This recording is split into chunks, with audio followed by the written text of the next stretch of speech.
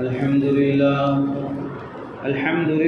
نحمده ونستعينه ونستغفره ونؤمن به ونتوكل عليه ونعوذ بالله من شرور أنفسنا ومن سيئات أعمالنا من يهده الله فلا مضل له ومن يضلله فلا هادي له ونشهد أن لا إله إلا الله ونشهد أن محمدا عبده ورسوله أما بعد فقد قال الله تبارك وتعالى في القرآن المجيد والفرقان الحميد أعوذ بالله من الشيطان الرجيم بسم الله الرحمن الرحيم إنا أنزلناه في ليلة مباركة إنا كنا منذرين وقال النبي صلى الله عليه وسلم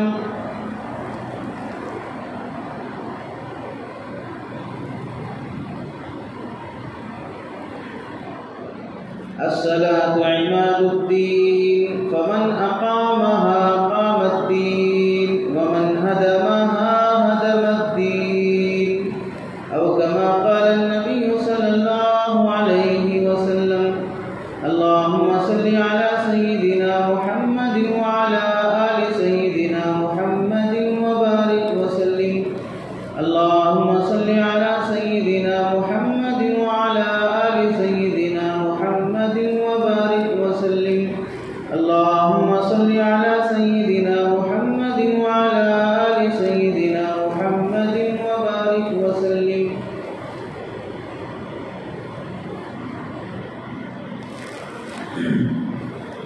میرے محترم عزیزوں، بزرگوں اور دوستوں، قرآن مجید کی آیت کا مختصر حصہ اور حدیث پاک جو آپ حضرات کے سامنے پڑھی گئی، اس کی روشنی میں جو بات آپ حضرات کے سامنے عرض کرنی ہے وہ ہے شعبان المعظم، اسلامی مہینوں میں سے 8واں مہینہ. اس متعلق شعبان کی شرعی اور تاریخی حیثیت. عام طور سے مسلمانوں کا مزاج ہے کہ انگریزی تاریخ کو بڑے اہتمام سے یاد رکھتے ہیں.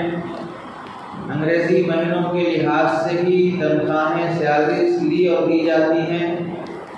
انگریزی تاریخ کا ہی لحاظ رکھ کے لوگ اپنی شادیاں طے کرتے ہیں. انگریزی تاریخ کا ہی لحاظ کر کے لوگ زکوٰۃ بھی نکالتے ہیں. انگریزی تاریخ کو جتنا مسلمان فالو کر رہا ہے، اس کی اہمیت کی وجہ سے اسلامی تاریخ کے مہینے اور اسلامی تاریخ کے مہینوں میں پیش آئے اسلامی تاریخی واقعات، اس سے مسلمان بالکل نابلد اور ناواقف رہتا ہے. علماء نے لکھا ہے کہ اسلامی تاریخ کو یاد رکھنا اور اسے قائم کرنا بعض فقہاء نے تو واجب علی الکفایہ لکھا ہے. یعنی کوئی نہ کوئی قوم ایسی رہے، مسلمانوں کا گروپ ایسا رہے جو اپنا نظام الامر اور نظام الاوقات اسلامی تاریخ کے مطابق کرے. آج کے مسلمان نوجوان بچوں کو اسلامی مہینوں کے بھی نام بھی ترتیب یاد نہیں ہوتے ہیں. چند مخصوص مہینے کے نام یاد رہ جاتے ہیں اس وجہ سے کہ وہ مہینے لوگوں کی زبانوں پر عام طور سے بولے سنے جاتے ہیں. باقی اگر اس مہینے کی کوئی خاص اہمیت نہیں ہوگی تو پھر وہ مہینہ نہ یاد رہتا ہے نہ اس کی ترتیب یاد رہتی ہے. اس واسطے اسلامی مہینوں کو بالترتیب اور ان مہینوں میں پیش آئے واقعات کو یاد رکھنے سے آدمی کو اس مہینے میں کرنے کے کام اور اس کی عظمت کا پتہ چلتا ہے. شعبان کا مہینہ اسلامی مہینوں میں 8واں مہینہ ہے اور یہ مہینہ رمضان المبارک کا مقدمہ ہے، رمضان المبارک کا پیش خیمہ ہے. شعبان کو شعبان کیوں کہتے ہیں؟ شعبان کے 2 ترجمے علماء نے لکھے ہیں. ایک ترجمہ ہے شعبان کے معنی ہے پھیلنا، شاخ در شاخ ہونا، ٹہنیاں ڈالیاں نکلنا۔ شعبان کے مہینے میں اللہ رب العزت کی طرف سے خیر و برکت کی شاخیں پھوٹتی ہیں، اس واسطے شعبان کے مہینے کو شعبان کہا جاتا ہے۔ شعبان کے مہینے میں اللہ کی طرف سے خیر کے فیصلے، برکت کے فیصلے ہوتے ہیں۔ بندوں کے روزوں کے اہتمام، رمضان المبارک کے استقبال اور اس کے احترام میں تیاری میں لگ جانا، اس عمل کی برکت سے اللہ کی طرف سے خیر کے فیصلے ہوتے ہیں، اس واسطے اس مہینے کو شعبان کہا جاتا ہے۔ دوسری وجہ یہ علماء نے لکھی ہے، رجب کا مہینہ اشہر حرم میں سے تھا، اور اللہ کے نبی کے زمانے میں اشہر حرم، حرمت والے مہینوں میں اسلامی جنگ کرنا بھی منع تھا، اور زمانے جاہلیت میں عرب بھی اشہر حرم کا، محترم مہینوں کا احترام کرتے ہوئے رجب کے مہینے میں لڑائی جنگ سب بند کر دیتے تھے۔ جب وہ مہینہ ختم ہو گیا تو ایک مہینہ جو لڑنے والی قوم ہے وہ رکی رہے، لڑنے والی قوم ایک مہینے تک لڑائی سے رکی رہے، تو اس کے لیے وہ بڑے مجاہدے اور آزمائش کی بات ہوتی ہے۔ جس کی عادت ہمیشہ دعوتیں اٹینڈ کرنے کی ہے، بلاؤ یا نہ بلاؤ، اصلی بن کے جاؤ یا طفیلی بن کے جاؤ،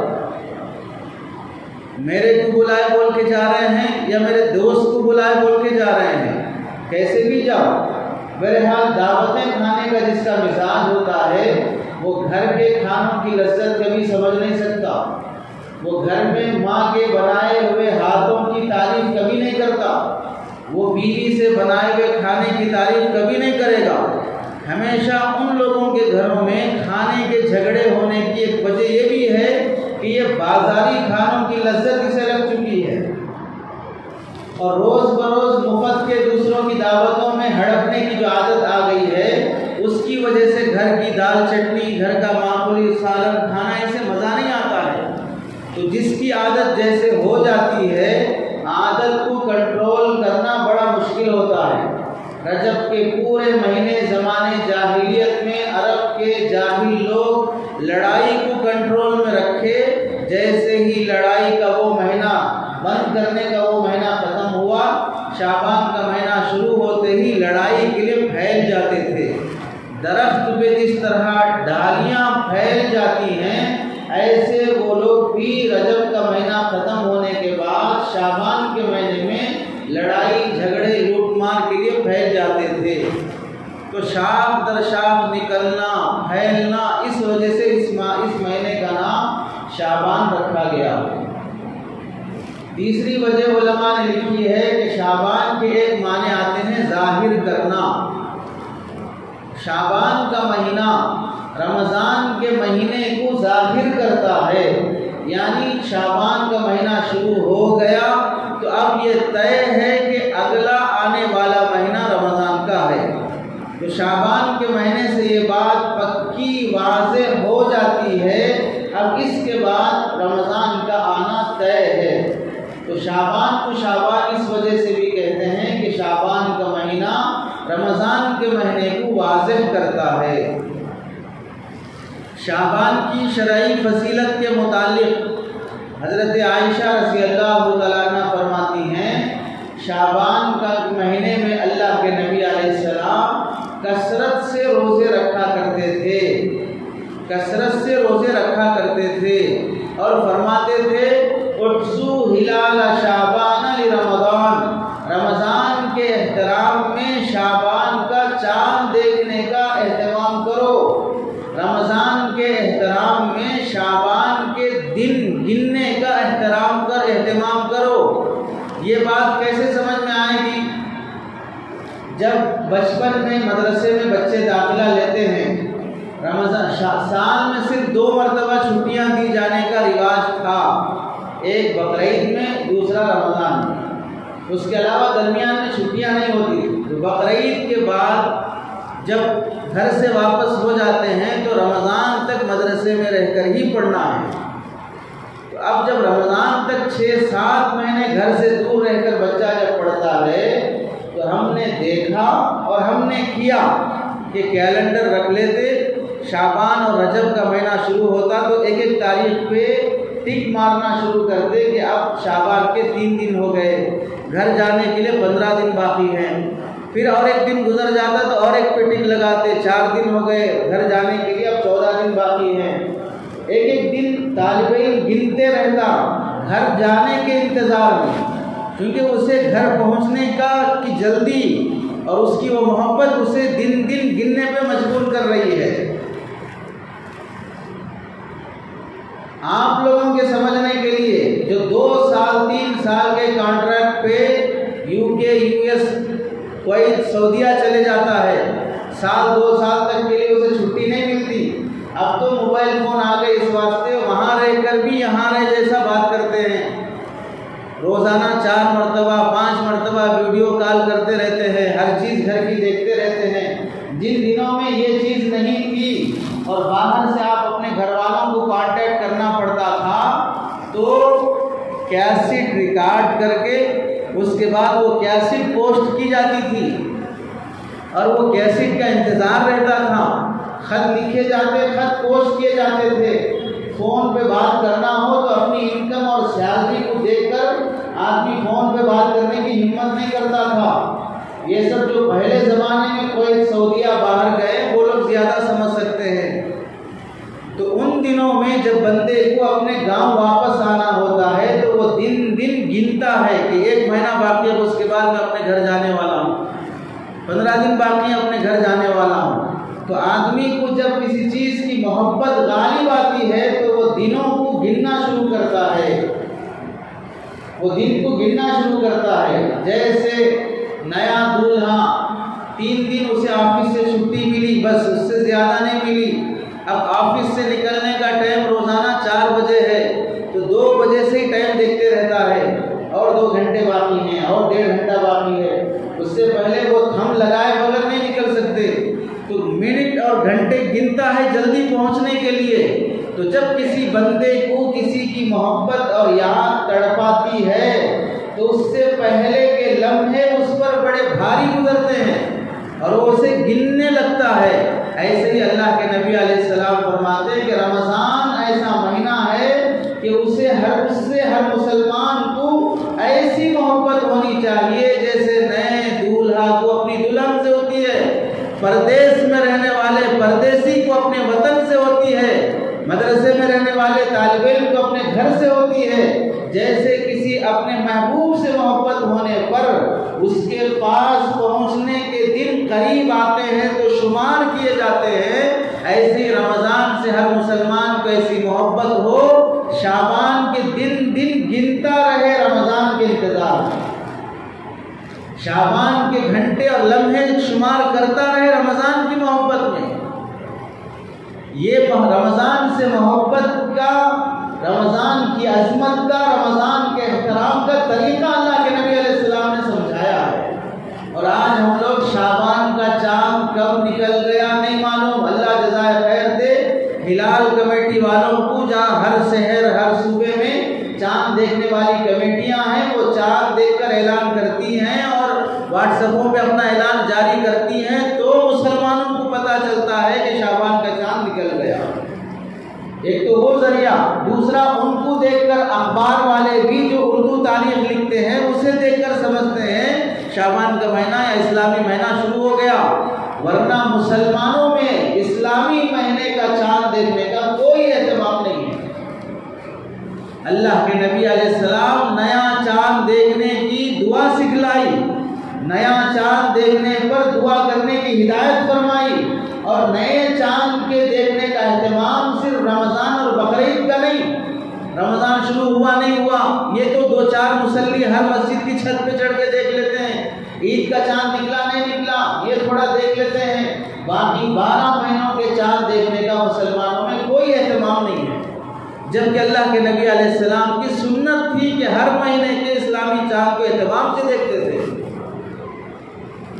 تو ان منصف کی برکت سے یا اخبار کی برکت سے اور ہلال کمیٹیوں کی برکت سے شعبان کے چاند کا پتہ چل جاتا ہے، جبکہ اللہ کے نبی نے فرمایا دیکھنے کا اہتمام کرو۔ علامہ نووی نے لکھا ہے کہ شعبان کے مہینے کا چاند دیکھنا اس حدیث کی روشنی میں احسو ہلال شعبان رمضان، رمضان کا چاند کے احترام میں شعبان کے چاند دیکھنے کا اہتمام کرو، اس حدیث کی روشنی میں امت پر واجب علی الکفایہ لکھا ہے، امت کا ایک طبقے پر واجب ہے کہ وہ شعبان کے چاند دیکھنے کا اہتمام کرے۔ اس اللہ کے نبی علیہ السلام کسی چیز کی اہمیت اور عظمت بیان فرما رہے ہوں اور اس کی کوئی اہمیت ہمیں سمجھ میں نہ آ رہی ہو تو نادانی اور بے وقوفی کی حد ہے کہ اللہ کے نبی خاص طور سے محرم میں، رجب میں، ربیع الاول میں نہیں فرمایا کہ اس کا چاند دیکھنے کا اہتمام کرو، شعبان میں کیوں فرمایا کہ اس کا چاند دیکھنے کا اہتمام کرو؟ کوئی تو وجہ ہوگی۔ دوسرے مہینوں میں روزے رکھنے کا اہتمام نہیں فرمایا، شعبان کے مہینے میں روزے رکھنے کا اہتمام فرمایا، آخر کیا وجہ ہو سکتی ہے کہ شعبان کے مہینے میں کثرت سے اللہ کے نبی روزے رکھا کرتے تھے؟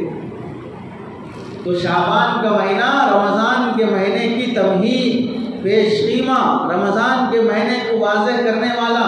اور یہ بھی یاد رکھیں جب کسی چیز کو کسی سے قربت ہوتی ہے اس قرب کی برکت سے اس کا بھی مقام اونچا ہو جاتا ہے۔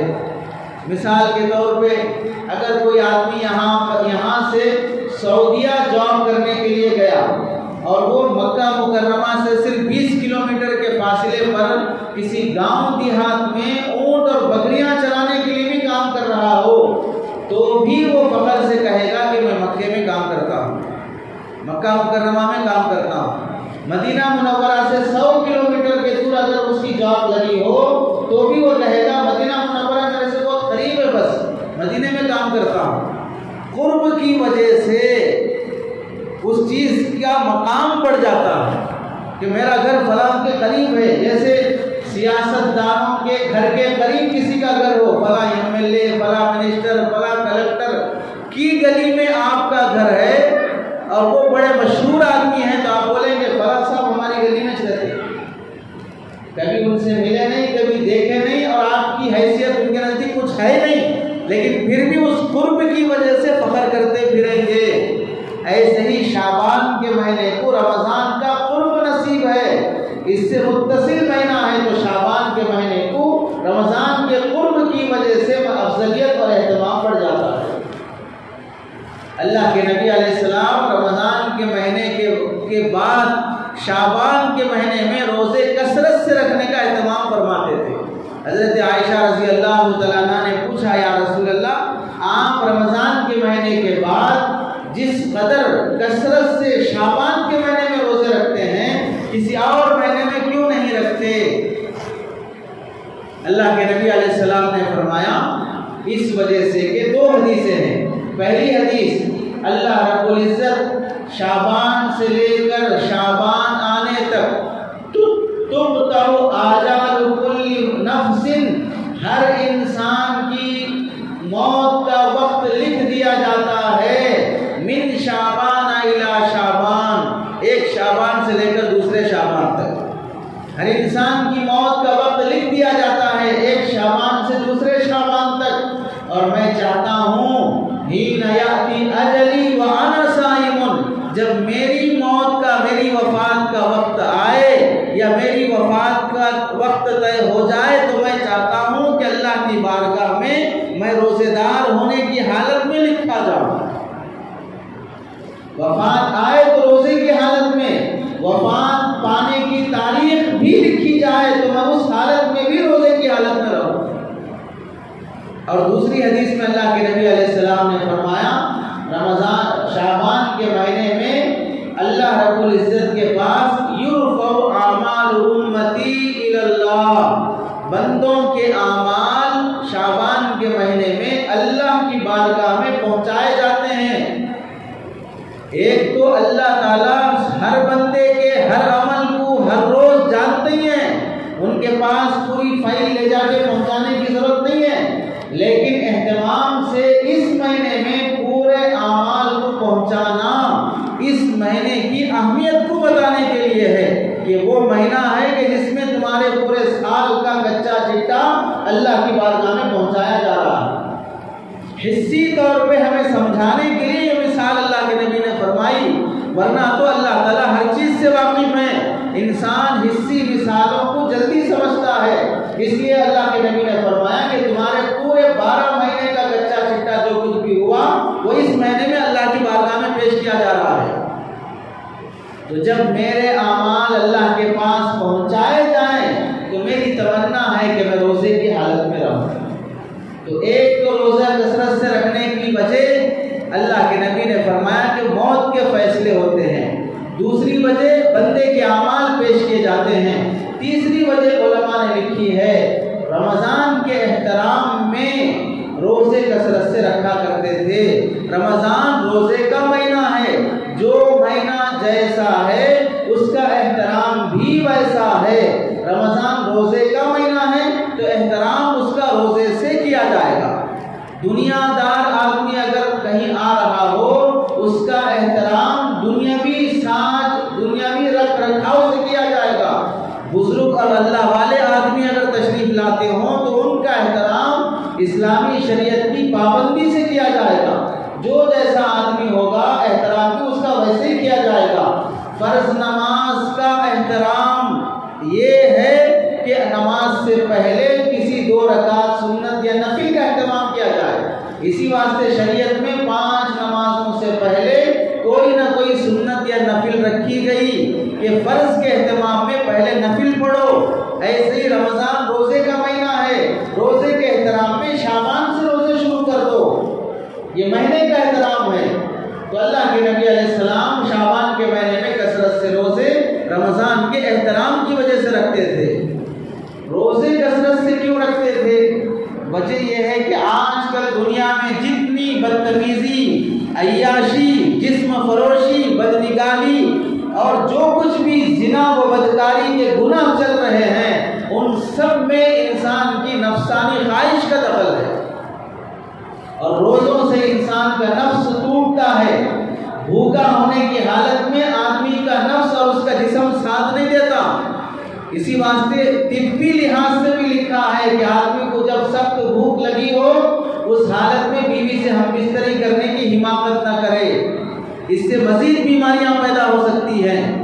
بھوکا رہنے کی وجہ سے نفس مرتا ہے، اور نفس جب مرتا ہے تو آدمی گناہوں سے بچنا بڑا آسان ہو جاتا ہے۔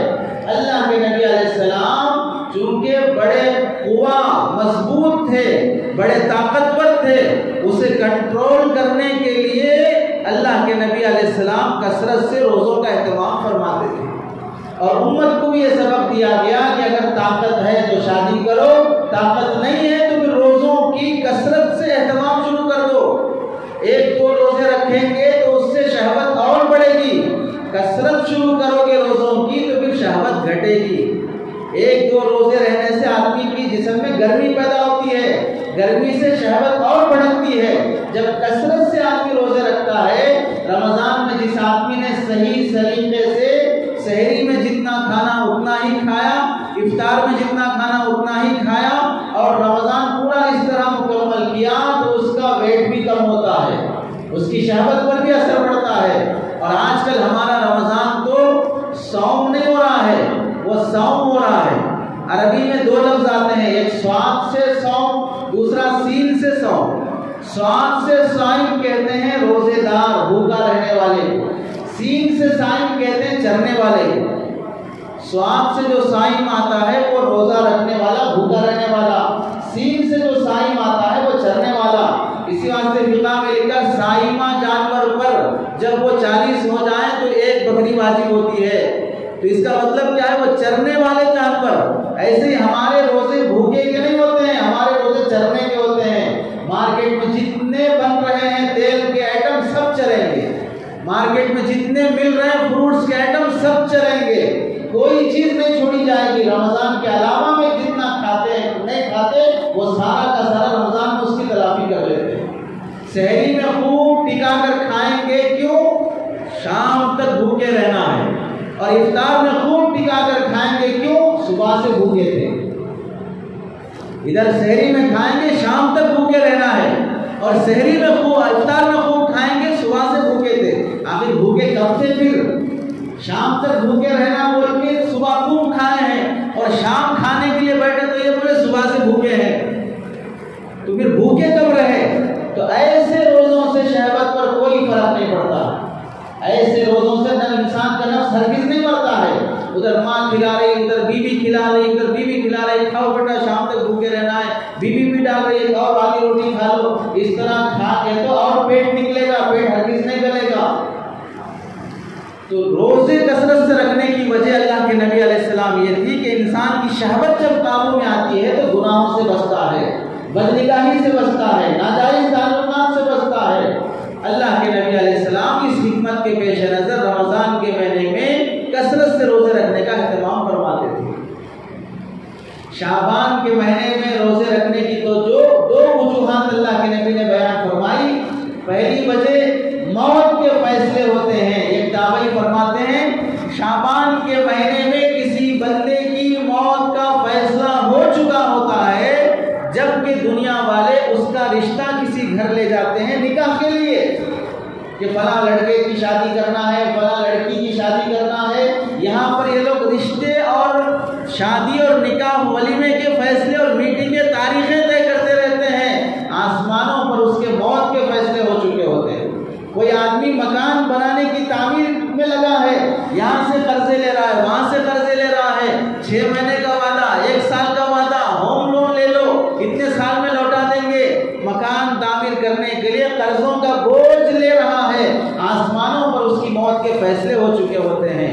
کوئی آدمی یہاں پر بچہ پیدا ہونے کی خوشی میں خوشیاں بانٹ رہا ہے، مٹھائیاں تقسیم کر رہا ہے، جبکہ آسمانوں پر اس بچے کے باپ یا ماں یا رشتہ دار کی موت کے فیصلے ہو چکے ہوتے ہیں۔ آدمی دکان مارکیٹ جا رہا ہے کپڑا خریدنے کے لیے، جبکہ مارکیٹ میں اللہ کی طرف سے وہ تو جا رہا ہے عید کا نیا جوڑا خریدنے کے لیے، عید آ رہی ہے تو کپڑوں کی دکان لگانے کے لیے، عید آ رہی ہے تو بچوں کو پہلے ہی سے شاپنگ کرنے کے لیے اللہ رب العزت کی طرف سے مارکیٹ میں عید کے لیے نئے کپڑے نہیں بلکہ اس کے لیے کفن کا کپڑا آ چکا رہتا ہے۔ اللہ کے نبی نے جو بڑے اہتمام سے فرمایا کہ یہ اس مہینے میں موت کے فیصلے ہوتے ہیں، اس واسطے میں عبادت کا اہتمام کر رہا ہوں۔ یہ صرف اللہ کے نبی علیہ السلام کی ذات کے لیے نہیں، پوری امت کے لیے حکم ہے کہ تمہاری موت کے فیصلے اس مہینے میں ہو رہے ہیں۔ اس واسطے آدمی کثرت سے عبادت کی طرف لگے۔ اس مہینے میں ہمارے اعمال اللہ کی بارگاہ میں جاتے ہیں، گندے اعمال ہیں، سود خوری لکھی ہوئی ہے تمہاری فائل میں، رشوت لکھی ہوئی ہے تمہاری فائل میں، رسومات لکھے ہوئے ہیں تمہاری فائل میں۔ رجب سے لے کر رجب تک پورا 1 سال ہو گیا لاک ڈاؤن اور وائرس کا، اس میں ہم سب مسلمانوں نے حکومتوں کو گالیاں دیا، پرائم منسٹر کو گالیاں دیا، دنیا کے باطل کو گالیاں دیا، یہ ان کا دھوکہ ہے، یہ ان کی بدتمیزی ہے، یہ ان کی پالیسی ہے۔ ہماری آنکھوں نے جنازے اٹھتے دیکھے، بغیر کفن کے ڈاکٹروں نے جس کپڑے میں لپیٹا اس میں دفن ہوتے لاشیں ہم نے دیکھی، بغیر نماز جنازہ کے دفن کیے جاتی میتیں ہم نے دیکھی۔ کندھا دینے کے لیے 4 آدمی میسر نہیں تو پھر گاڑیوں کے ذریعے سے قبروں میں نہیں بلکہ گڑھوں میں ٹھیلتے ہوئے، گڑھوں میں دفناتے ہوئے مردوں کو ہم نے دیکھا۔ جنازہ پڑھنے کے لیے کوئی آگے آنے کی ہمت نہیں کر رہا ہے، ویسی لاشیں اپنے بھائی بہن کے ساتھ ہم نے دیکھی۔ یہ سارا سماج میں بدلتا ہوا نظام مسلمانوں نے دیکھا، اس کے باوجود اس 12 مہینے کے طویل عرصے میں کوئی مسلمان اپنے اعمال کی فہرست میں سے 12 گناہ کم کرنے تیار نہیں ہوا ہے، 12 حرام کاموں سے توبہ کرنے تیار نہیں ہوا ہے، ایک رشوت اور سود کے دھندے سے توبہ کرنے تیار نہیں ہوا ہے۔ جو قوم اتنی بے حس بن کے جی رہی ہے کہ لاشوں کا اٹھنا ان کے لیے عبرت نہیں ہے، قریبی لوگوں کی موت ان کے لیے عبرت نہیں ہے، بغیر کفن کے، بغیر جنازے کے، بغیر تجہیز و تکفین اور غسل میت کے ان کے اپنے قریبی رشتہ دار آخری دیدار بھی نصیب نہیں ہو رہا ہے، جنازے کو کھولنے کی بھی اجازت نہیں ہے۔ ایسے نفسا نفسی کا منظر جو قیامت میں ہونا کرونا وائرس میں دیکھ لیا، اس کے باوجود بھی یہ احساس مر گیا کہ میں نے اپنے اعمال میں سے رات کی تنہائی کے گناہوں میں سے، رات کی تنہائی میں ہونے والے موبائل کی گندی فلموں اور گندی تصویروں سے میں نے توبہ نہیں کیا، سماج میں پائے جانے والے جہیز کی ملعون رسم سے میں نے توبہ نہیں کیا، ایک سانچک کی رسم سے، ایک پاؤمیز کی رسم سے، ایک گود بھرائی کی رسم سے، ایک منہ دکھائی کی رسم سے، ایک جماجی کی رسم سے میں توبہ کرنے تیار نہیں ہوں، تو پھر ایسے ظالم سماج کے لیے اللہ کی طرف سے کوڑوں کا، ظالمانہ فیصلوں کا، ظالمانہ حکمرانوں کا فیصلہ ہوگا، ان کی طرف سے ہرگز رحمت کے فیصلے نہیں ہوں گے۔ شعبان کے مہینے میں موت کے فیصلے لکھے جانے کی حکمت کیوں اللہ کے نبی علیہ السلام بیان فرما رہے ہیں؟ اس سے بڑا دیدہ عبرت امت کے لیے کیا ہو سکتا ہے کہ تمہارا کوئی اپنا 1 2 3 4 لاشیں ایک کے بعد دیگر اٹھ رہی ہے، طوفانوں کے ذریعے سے 7 افراد ایک گھر کے بہہ کے جا رہے ہیں، کیچڑ میں سے معصوم بچوں کی لاشیں نکل رہی ہے۔ اب جو آدمی اپنی بیٹی کی شادی کے لیے جہیز اور جوڑے کی رقم تیار کر کے رکھا تھا، وہ سڑک پہ آ گیا اور اس کی بیٹی پانی میں بہہ کے مردہ بن گئی۔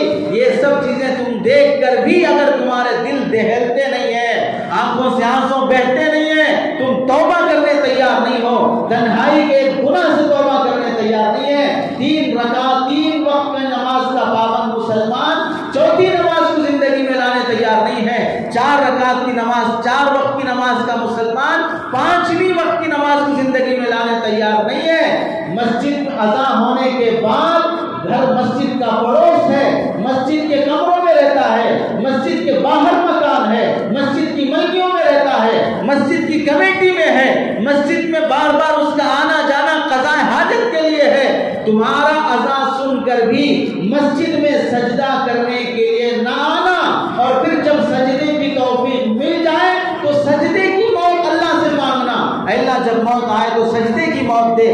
فرض نمازوں کا سجدہ نہیں ہوتا، موت آتی ہے تو سجدے میں مرنا چاہتے ہو، محلے کی مسجد میں نماز نہیں ہوتی، موت آتی ہو تو مدینے میں مرنا چاہتے ہو، 5 وقت کی نماز تمہارے ہاتھ سے ادا نہیں ہوتی، مرتے ہی جنت میں جانا چاہتے ہو، اے اللہ ڈائریکٹ جنت دے دے، بغیر حساب کے جنت دے دے، کیسی حماقت کی دعائیں مسلمان کر رہا ہے۔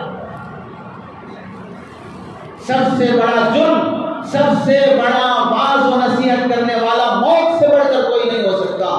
تمہاری اپنی آنکھوں کے سامنے تمہارے گھر والے ایسے بیمار پڑے، موت تمہیں آنکھوں کے سامنے دکھائی دینے لگی، ان کا تڑپنا تمہیں تڑپا دینے لگا، تمہارا بیٹا بیمار ہے، تمہارا باپ بیمار ہے، تمہاری بیوی بیمار ہے، ان کے کراہنے کو، ان کی آہ کو، ان کے تڑپنے کو تم نے اپنے اندر موت محسوس کیا ہوگا، اس کے باوجود بھی پھر بھی جیسے ہی وہ وائرس گزرا، جیسے ہی وہ لاشیں مرنا ختم ہو گئی، ایسے بن گئے جیسے وہ کھیت میں چرنے والے بیل بھینس پر اس کا کسان کوڑا لے کے کھڑا ہے، مارنے کے لیے تو بیل اپنا کام کر رہا ہے، جیسے اس کسان نے اپنا کوڑا ہٹا لیا پھر وہ بیل اور جانور بدتمیز بن گیا، ایسے ہی آج کا مسلمان اللہ نے وائرس کا کوڑا جب تک لے کے کھڑا رہا اس وقت تک تھوڑی بہت شادیاں رسومات سے ہٹ کر دن میں نکاح ہونے لگے، رسومات سے ہٹ کر دن میں کھانے اور دعوتیں ہونے لگی، جیسے ہی وہ وائرس کا کوڑا اللہ نے ہٹایا پھر رات کے 2 بجے تک تمہاری دعوتیں شروع ہو گئی، پینشن ہاں تمہارے آباد ہو گئے، پھر جوڑے جہیز کے رسومات تمہارے آباد ہو گئے۔ ایسا بے وقوف نادان ظالم قسم کا مسلمان اللہ کی طرف سے آئے ہوئے اس کوڑے کو سمجھا نہیں، اس کے باوجود ان رسومات میں مبتلا ہو، اس سے بڑا غافل کون ہو سکتا ہے؟ اس سے بڑا نادان اور بے وقوف کون ہو سکتا ہے؟ سمجھانے کے لیے کون آئے؟ پھر حضرت یعقوب علیہ السلام کے بارے میں امام غزالی نے لکھا ہے، حضرت اسرائیل سے انہوں نے کہا تھا تمہاری میری دوستی ہے، آنے سے پہلے جب جان لینے کے لیے آنا ہو، آنے سے پہلے تھوڑا اطلاع کر دینا کہ میں فلاں دن تمہاری جان لینے کے لیے آ رہا ہوں۔ حضرت اسرائیل اپنے وقت پر حضرت یعقوب علیہ السلام کی جان لینے کے لیے پہنچ گئے۔ اسرائیلی روایات میں سے ہے حضرت یعقوب پہنچ گئے، حضرت یعقوب علیہ السلام کے پاس حضرت جبرائیل پہنچ گئے، حضرت یعقوب نے پوچھا ملاقات کے لیے آئے ہو یا جان لینے کے لیے آئے ہو؟ حضرت اسرائیل نے فرمایا جان لینے کے لیے آیا ہوں۔ حضرت یعقوب نے فرمایا آپ نے وعدہ کیا تھا آنے سے پہلے مجھے بول کر آئیں گے، اطلاع کر کے آئیں گے۔ حضرت اسرائیل نے کہا 3 بار آپ کو میسج کیا تھا، 3 بار آپ کو اطلاع کیا تھا، آپ نہیں سمجھے۔ پہلی بار کب اطلاع کیا؟ جب آپ کے جسم کے بال سفید ہونا شروع ہو گئے، داڑھی کے بال، سر کے بال سفید ہونا شروع ہو گئے، وہ میرا پہلا میسج تھا۔ دوسری بار جب آپ کی نگاہیں کمزور پڑنا شروع ہو گئی، دور کا دکھائی نہیں دے رہا، اپنوں کو پہچانا نہیں جا رہا ہے، یہ میرا دوسرا میسج تھا۔ تیسرا میسج جب آپ کے گھٹنوں میں اور آپ کے کمر میں درد شروع ہو گیا، یہ میرا تیسرا میسج تھا۔ آج عمر کے گزرتے گزرتے سیاہ بال سفیدی میں بدل گئے، نگاہیں کمزور پڑ گئی، کمر جھکنے لگ گئی، کرسی کے حوالے ہو گئے، 2 رکعت فرض نماز بھی زمین پہ پڑھنے سے محروم ہو گیا۔ ڈاکٹر بول دیا کہ اب نیچے نہیں بیٹھنا، سنت طریقے سے واش روم نہیں ہو رہا ہے، ویسٹرن ٹوائلٹ استعمال کرنا پڑ رہا ہے، نماز کے لیے بھی زمین کے سجدے سے محروم ہو کر کرسی پہ بیٹھ کے پڑھنے پہ مجبور ہو گیا۔ اس کے باوجود بھی اسرائیل کے یہ 3 میسج ہر مسلمان کو پہنچتے ہیں، پھر بھی اس کا دماغ نہیں کھلتا ہے، کمزوری کی عالم میں بیمار ہو کر ہاسپٹل میں ایڈمٹ ہو کر بھی ٹی وی اور فلم دیکھ رہا ہے، کمزور نگاہوں پہ چشمہ لگا کر فلم دیکھ رہا ہے۔ ایسے غفلت میں اگر مسلمان سماج جی رہا ہو تو پھر بتاؤ اللہ کی طرف سے ظالم حکمران اور ظالم حکمرانوں کی طرف سے مسلم پر صلی اللہ پر حملے، موب لنچنگ، اور پھر وہ گاؤں کشی کے نام پر، اور پھر نیو ایجوکیشن پالیسی، فلاں جو کچھ بھی پاس ہوگا، کیوں پاس نہیں ہوگا؟ ایک ظالم درندے نے جس کا کام ہی ہے سانپ کا کام کاٹنا، خنزیر کا کام غلاظت کھانا، ایسے خنزیروں کی طرف سے، ایسے سانپ بچھوؤں کی طرف سے قرآن مجید کی چند آیات پر اعتراض ہوا کہ اسے قرآن سے ہٹاؤ، تو سارا ہندوستان اس پر غصے میں آ رہا ہے۔ ایمانی جذبہ ہے، آنے کی ضرورت بھی ہے، لیکن اس غیرت سے پہلے اپنے ظالمانہ رویے کو بھی تھوڑا جائزہ لے لیتے کہ جو ظالم شخص قرآن کو پڑھا نہیں، قرآن کو سمجھا نہیں، وہ مسلمان ہے نہیں، وہ مسلمان ہے نہیں۔ اس نے قرآن مجید کی آیات جہاد پہ اعتراض کیا تو اتنا غصہ آ رہا ہے۔ ہم مسلمان ہو کر میں کتنا قرآن کو پڑھا ہوں، میں کتنا قرآن کو سمجھا ہوں، میں کتنا قرآن کو اٹھا کر دیکھ رہا ہوں، کتنا میری زندگی قرآن پہ چل رہی ہے۔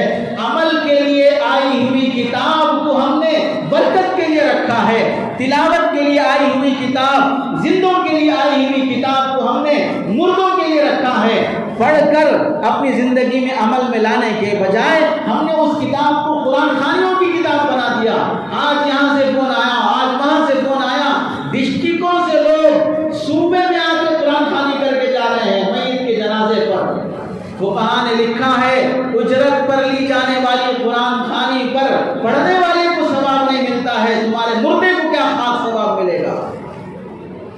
علامہ شامی رحمۃ اللہ علیہ نے رسم المفتی فتوے کی کتاب کے اصول و آداب جس میں بیان کیے جاتے ہیں، اس میں تفصیلی بحث کر کے لکھا ہے پڑھنے والے کو اس کا ثواب نہیں ملتا، تمہاری میت کو کیا خاک اس کا ثواب ملے گا۔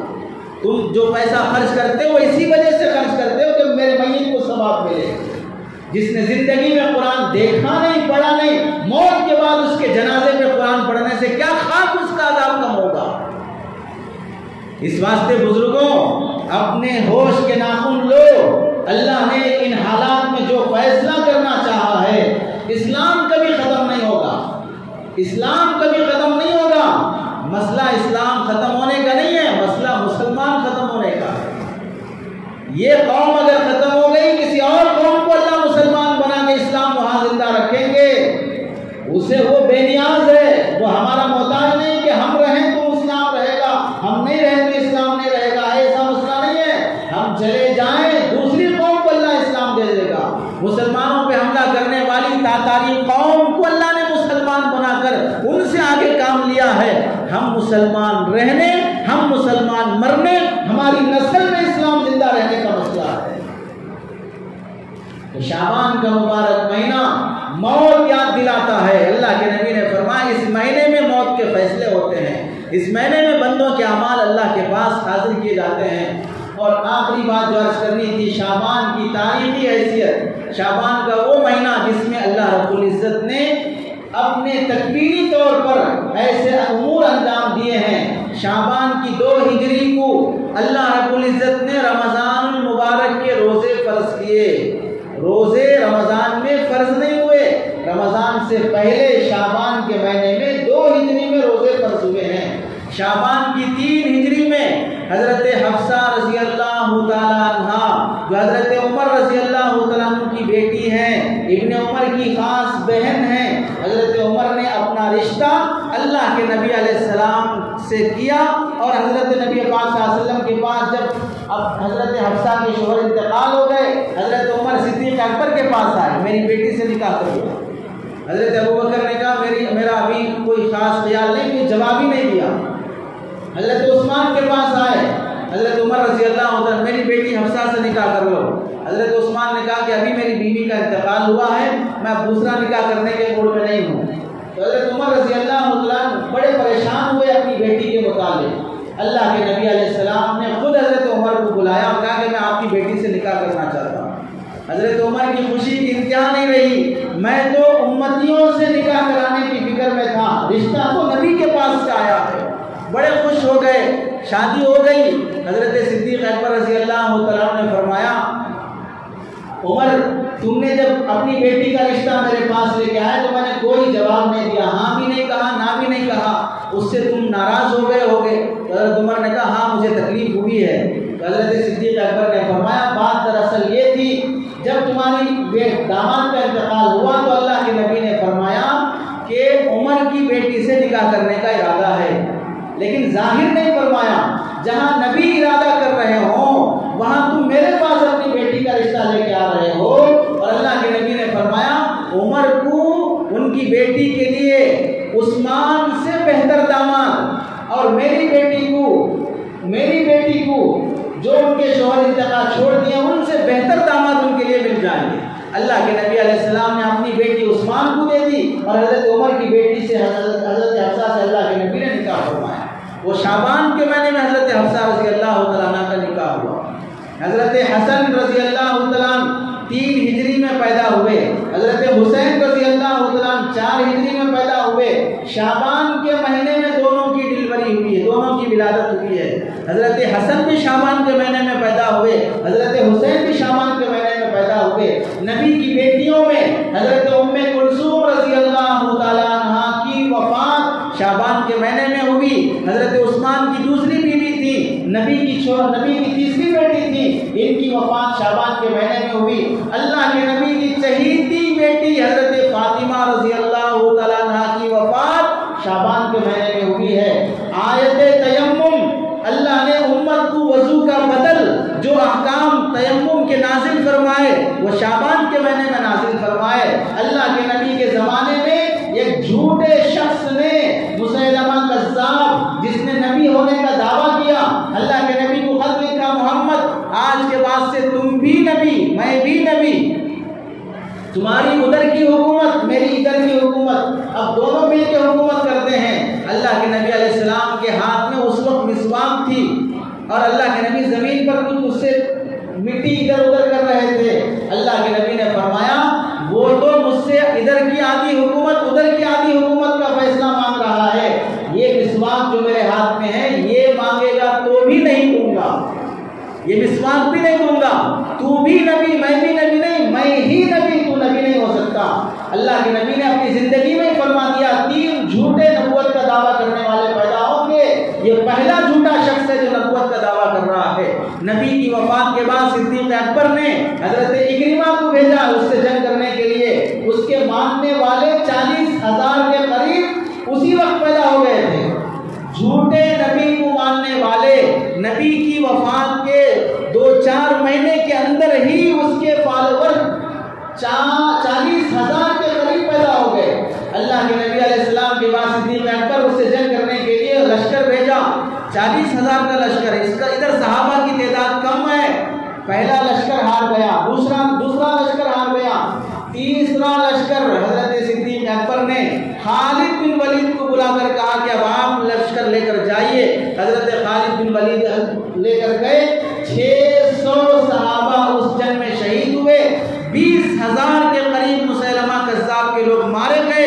اور اسی جنگ میں حضرت وحشی جنہوں نے حضرت حمزہ رضی اللہ عنہ کو قتل کیا تھا، انہوں نے اللہ کے نبی سے وعدہ کیا تھا، یا رسول اللہ میں نے آپ کے چچا کو شہید کیا ہے، اس کے بدلے میں آپ کو جس نے تکلیف پہنچایا مسیلمہ کذاب، اسے شہید، اسے قتل کر کے، اسے جہنم رسید کر کے آپ کو راحت پہنچاؤں گا. حضرت حمزہ نے نیزہ مارا، وہی زخمی ہو کر وہ شخص انتقال ہو گئے.